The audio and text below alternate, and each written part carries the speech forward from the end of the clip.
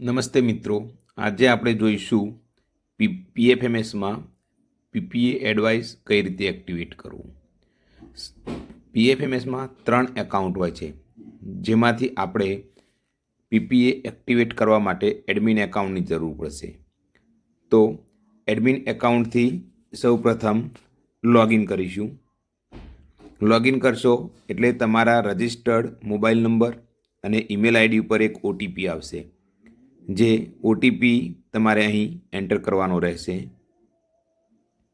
OTP enter કર્યા બાદ તમને મેઇન સ્ક્રીન દેખાશે. મેઇન સ્ક્રીનની અંદર ડાબી બાજુ તમને અલગ અલગ મેનુ દેખાશે. આ મેનુની અંદર સ્ક્રોલ કરવાથી નીચે તમને બેંકનો ઓપ્શન દેખાશે. આ બેંક મેનુ ઉપર ક્લિક કરવાથી એની નીચે સબ મેનુ ઓપન થશે, જે સબ મેનુમાં એક્ટિવેટ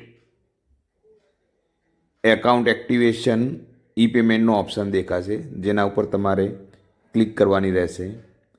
એના ઉપર ક્લિક કરશો એટલે ફરી નવી સ્ક્રીન ખુલશે, જેની અંદર તમારે સૌથી પહેલાં સ્કીમ સિલેક્ટ કરવાનું ઓપ્શન આવશે.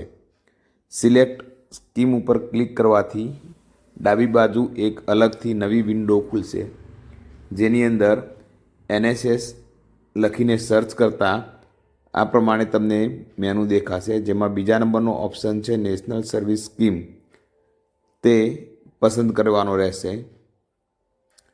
પસંદ કર્યા બાદ નીચે બીજા મેનુમાં તમારો એકાઉન્ટ નંબર લખવાનો રહેશે.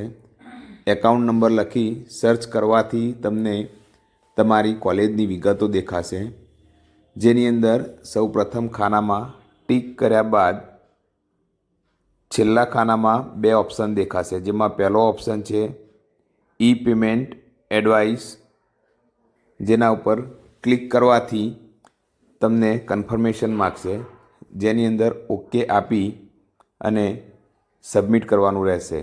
સબમિટ કર્યા બાદ લોગ આઉટ કરીને ફરીથી લોગિન કરવાથી તમારું એકાઉન્ટ એક્ટિવેટ થઈ જશે.